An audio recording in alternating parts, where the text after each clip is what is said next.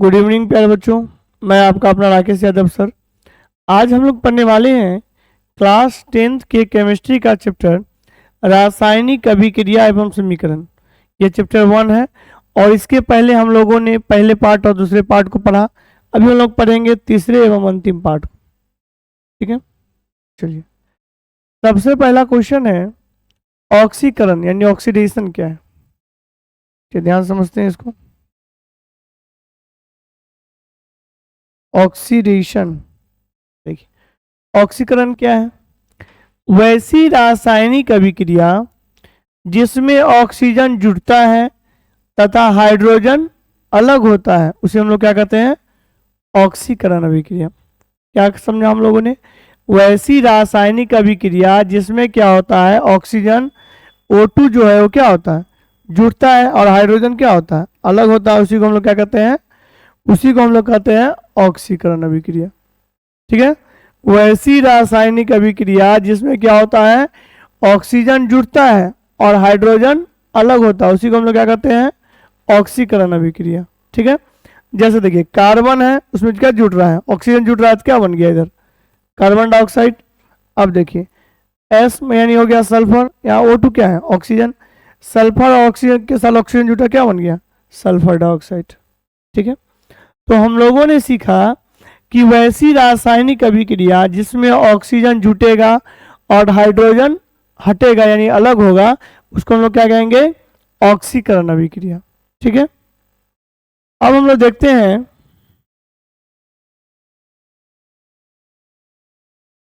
अवकरण अभिक्रिया। देखिए क्या है? ऑक्सीकरण का ही अपोजिट हो जाएगा अवकरण। देखिए अवकरण अभिक्रिया क्या है? अवकरण अभिक्रिया क्या है भाई? वैसी रासायनिक अभिक्रिया, वैसी रासायनिक अभिक्रिया जिसमें हाइड्रोजन जुड़ता है तथा ऑक्सीजन अलग होता है, उसे हम लोग क्या कहेंगे? अवकरण अभिक्रिया। ठीक है, वैसी रासायनिक अभिक्रिया जिसमें क्या होता है, हाइड्रोजन जुटेगा और ऑक्सीजन अलग होगा, उसी को हम लोग कहेंगे अवकरण अभिक्रिया। क्या समझा हम लोगों ने? ऑक्सीकरण में क्या समझा कि वैसी रासायनिक अभिक्रिया जिसमें ऑक्सीजन जुड़ता है और हाइड्रोजन अलग होता है, और अवकरण में क्या समझा कि हाइड्रोजन जुड़ता है और ऑक्सीजन अलग होता है। ठीक है, अब देखिए हाइड्रोजन है और क्या है, क्लोरीन है। हाइड्रोजन के साथ क्या हो गया, क्लोरीन जुट गया, तो हाइड्रोजन के साथ जब क्लोरीन जुटा तो बन गया हाइड्रोजन, हाइड्रोक्लोरिक अम्ल बन गया। ठीक है, अब देखिए H2 यानी क्या हो गया, हाइड्रोजन, O2 ऑक्सीजन, क्या मिल गया, दोनों मिलके क्या बन गया? जल बन गया, यानी जल या ड्राई हाइड्रोजन मोनोऑक्साइड। ठीक है, तो हम लोगों ने समझा कि वैसी रासायनिक अभिक्रिया जिसमें हाइड्रोजन जुटेगा और ऑक्सीजन अलग होगा, उसको हम लोग क्या कहेंगे? ऑक्सीकरण नहीं, अवकरण अभिक्रिया। ठीक है, क्या क्या समझा कि ऑक्सीकरण में क्या होता है, ऑक्सीजन जुटेगा और हाइड्रोजन हटेगा, वो हो गया ऑक्सीकरण। अवकरण में क्या है, हाइड्रोजन जुटेगा और ऑक्सीजन क्या होगा, अलग होगा। अब देखिए रेडॉक्स अभिक्रिया। देखिए रेडॉक्स अभिक्रिया क्या होता है, इसमें दोनों चीजें। रेडॉक्स में क्या, देखिए इसमें क्या होता है, रिडक्शन यानी होता है अवकरण, ऑक्सीडेशन यानी ऑक्सीकरण। कहने का मतलब है कि वैसा रासायनिक अभिक्रिया जिसमें ऑक्सीकरण और अवकरण की क्रिया, दोनों अभिक्रिया क्या होती है, साथ साथ होती है, उसको हम लोग क्या कहते हैं?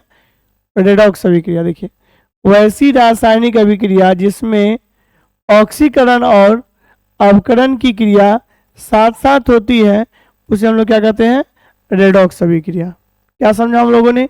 वैसी रासायनिक अभिक्रिया जिसमें ऑक्सीकरण और अवकरण दोनों क्रिया साथ साथ होती है, उसी को हम लोग कहते हैं रेडॉक्स अभिक्रिया। ठीक है, चलिए स्क्रीनशॉट ले लीजिए आप लोग। अब देखिए आगे हम लोग देखते हैं।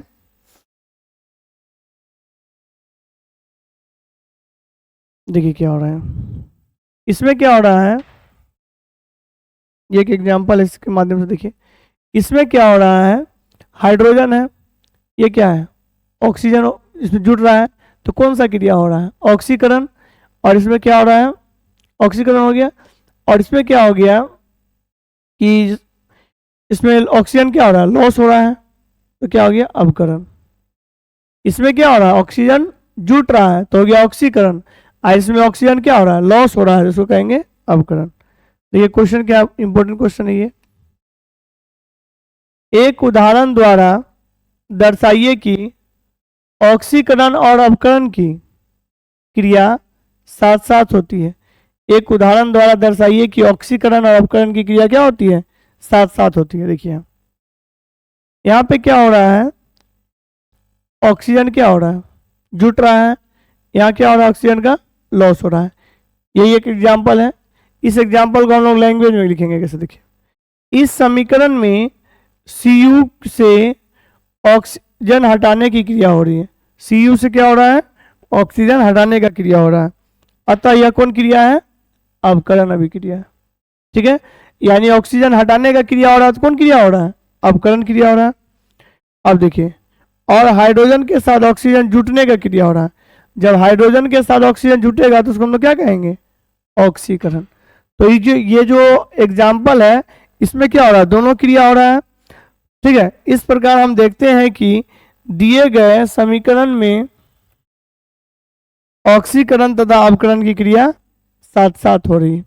ठीक है, दिए गए समीकरण हम लोग देख रहे हैं कि ऑक्सीकरण और अवकरण दोनों क्रिया क्या हो रही है, साथ साथ हो रही है।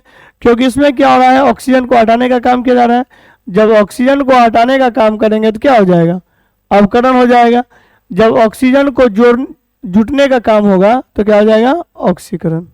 तो दोनों क्रिया साथ साथ हो रही है, इसको हम एग्जाम्पल के माध्यम से दिखा सकते हैं। ठीक है, बहुत इंपॉर्टेंट क्वेश्चन था ये। आप देखिए क्या है संक्षारण, देखिए क्या है संक्षारण, मतलब होता है कोई भी चीज का क्वालिटी कम होना यानी नष्ट होना। देखिए क्या होता है संक्षारण क्या है, किसी भी धातु का वायु एवं नमी के संपर्क में आकर खराब हो जाना संक्षारण कहलाता है। किसी भी धातु का वायु एवं नमी के संपर्क में आकर खराब हो जाना क्या कहलाता है, संक्षारण कहलाता है। जैसे मानिए आपका घर बन रहा है, आप छड़ लेके आए, छड़ को कुछ दिन छोड़ देंगे, 1 महीना 2 महीना, तो उसमें पानी वगैरह लगते रहेगा, पानी हवा लगते लगते क्या होगा, उसमें जंग लग जाएगा, जंग लगते लगते पूरा जंग लग जाएगा, बर्बाद हो जाएगा। तो देखिए लोहे में जंग लगना, इसको ऐसे ही बोल सकते हैं लालिमा युक्त भूरा रंग की परत चढ़ना। लालिमा युक्त जो भूरा रंग का परत चढ़ता है उसी को हम लोग क्या कहते हैं, लोहे में जंग लगना। ये भी क्या है, संक्षारण है। चांदी के ऊपर काली परत चढ़ना, आप देखते होंगे अक्सर गांव में या शहर में बच्चे लोगों को मम्मी पापा के द्वारा क्या होता है, गला में एक लॉकेट पा दिया है चांदी का। वो लॉकेट का क्या होता है, क्वालिटी कम होने के कारण क्या होता है, उसमें क्या होता है कुछ दिन के बाद चांदी के पे जो होता है काले रंग का परत चढ़ जाता है, तो उसका क्या हो गया, संक्षारण हो गया। तांबे के ऊपर क्या होती है, हरी परत जमना, तो ये सब क्या है, संक्षारण का एग्जाम्पल। ठीक है, अब देखिए कैसे बचाएंगे, यानी संक्षारण से हम लोग बचाएंगे कैसे। देखिए पहला क्या है, वायु व जल से दूर रखकर, वायु में यानी हवा और जल मतलब हो गया जल, वायु और जल से दूर रखकर। उसका देखिए क्या दूसरा, धातुओं पर तेल या ग्रीस लगाकर, धातु पर क्या करेंगे, तेल या ग्रीस लगा देंगे। तेल या ग्रीस जब लगाएंगे धातु पर तो क्या हो जाएगा, संक्षारण से बच पाएंगे। धातुओं पर जस्ता का लेप चढ़ाकर, धातुओं पर क्या करना है, जस्ता का लेप चढ़ाना है। इस प्रकार हम लोगों ने जाना संक्षारण, संक्षारण का एग्जाम्पल और इससे कैसे बचा जाए।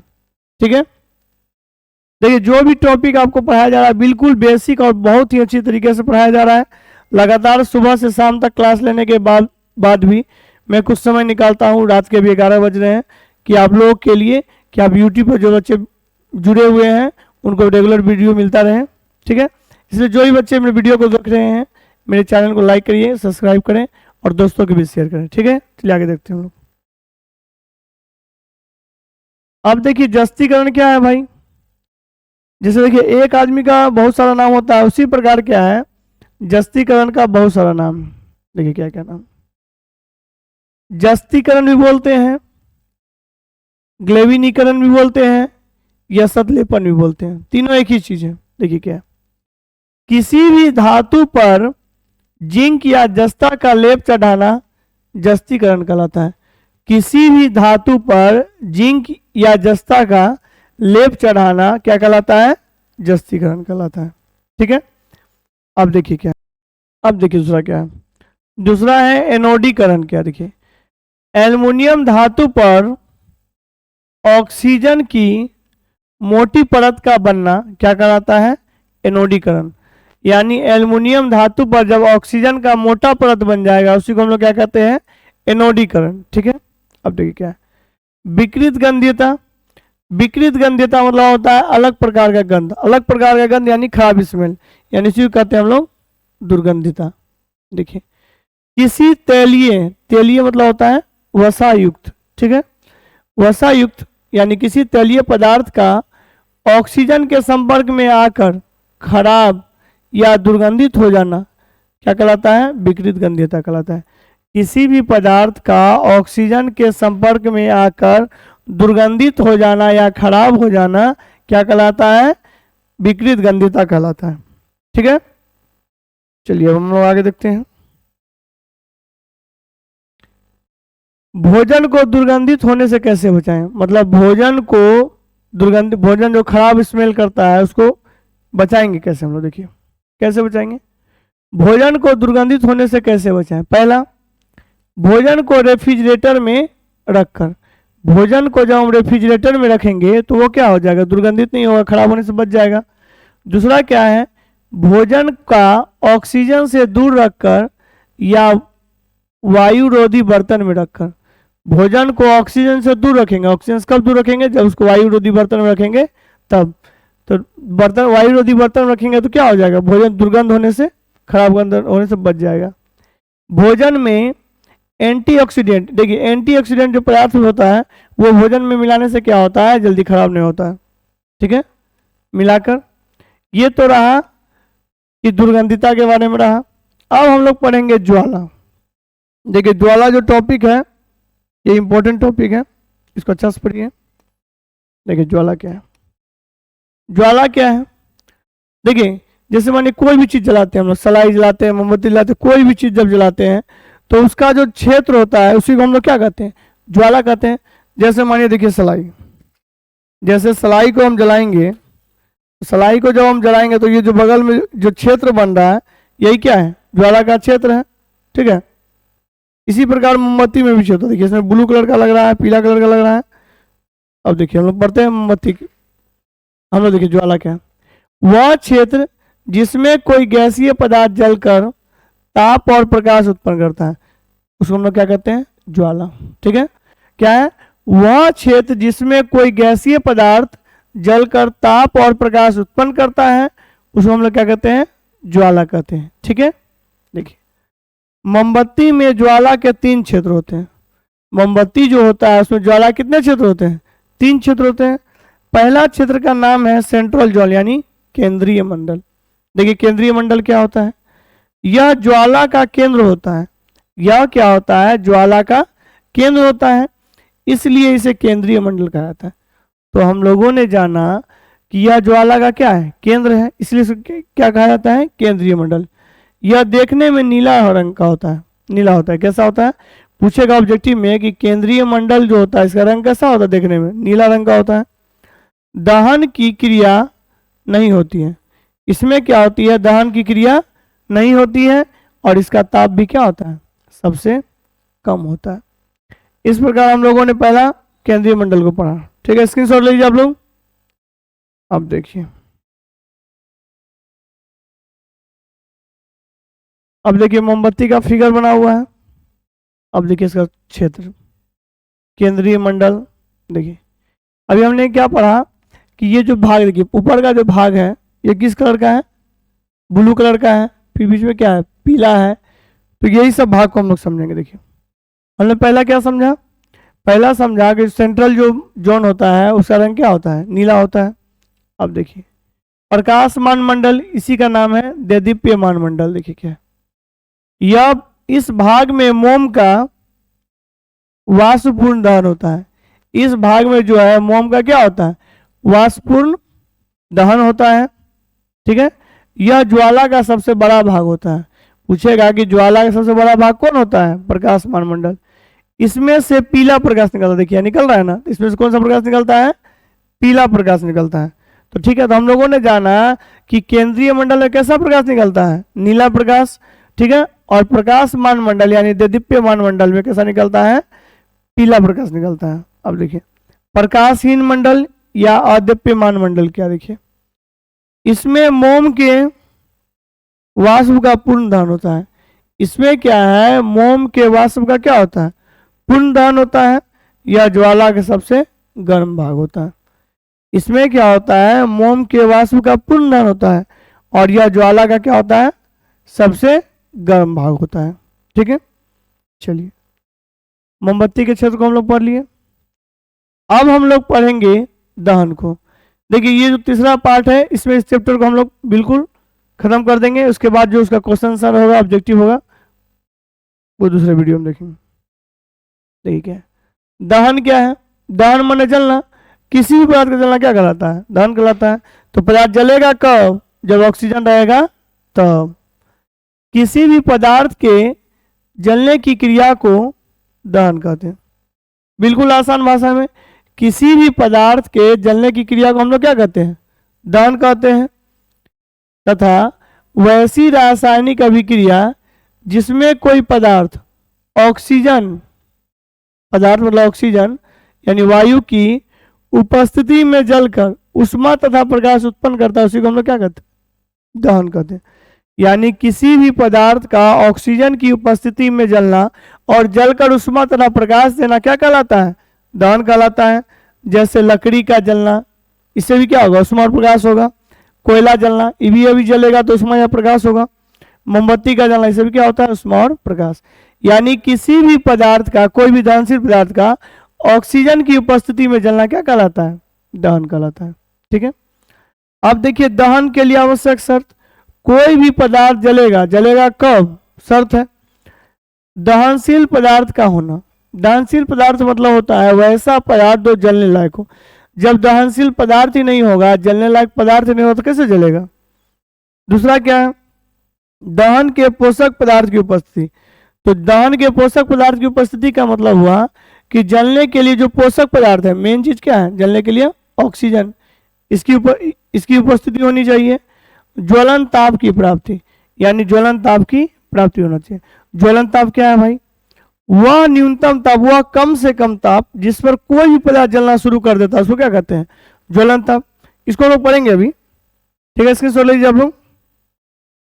चलिए आगे है, देखिए इंपॉर्टेंट है ये ज्वलन ताप। देखिए क्या है ज्वलन ताप, क्या है, बहुत इंपॉर्टेंट क्वेश्चन है। ज्वलन ताप वह न्यूनतम ताप जिस पर कोई पदार्थ जलना प्रारंभ करता है, ज्वलन ताप कहलाता है। वह न्यूनतम ताप मतलब वह कम से कम ताप जिस पर कोई भी पदार्थ जलना प्रारंभ करता है, उसको हम लोग क्या कहते हैं, ज्वलन ताप। और सभी पदार्थों के लिए यह ताप क्या होता है, अलग अलग होता है। जैसे लकड़ी, लकड़ी का ज्वलन ताप कितना है, 100 डिग्री सेंटीग्रेड। अगर उसको हम 99 डिग्री सेंटीग्रेड जाएंगे, जलेगा नहीं जलेगा, कम से कम कितना है 100, उस मतलब कम से कम 100 हुआ, उससे अधिक 150, 180, उसमें तो जलेगा ही जलेगा, लेकिन 90 पर नहीं जलेगा। तो कहने का मतलब है वह न्यूनतम ताप, वह कम से कम ताप जिस पर कोई भी पदार्थ जलना शुरू करता है, उसे हम लोग क्या कहते हैं, ज्वलन ताप कहते हैं। ठीक है, चलिए अगला क्वेश्चन है उष्मीय मान। यही बहुत इंपॉर्टेंट क्वेश्चन है। उष्मीय मान क्या है भाई, किसी भी ईंधन के 1 ग्राम मात्रा को, किसी भी ईंधन के 1 ग्राम मात्रा को जलाने पर जो ऊष्मा प्राप्त होता है उसे उष्मीय मान कहते हैं। किसी भी ईंधन के 1 ग्राम को जलाने पर जो ऊष्मा प्राप्त होता है उसको हम लोग क्या कहते हैं, उष्मीय मान कहते हैं। अब देखिए अलग अलग ईंधन का उष्मीय मान अलग अलग होता है, यानी जो अलग अलग ईंधन होते हैं उसके उष्मीय मान क्या होते हैं, अलग अलग होते हैं। ठीक है, इसकी सोच लीजिए आप लोग। चलिए अब नोट में कुछ देखते हैं इंपॉर्टेंट जो है।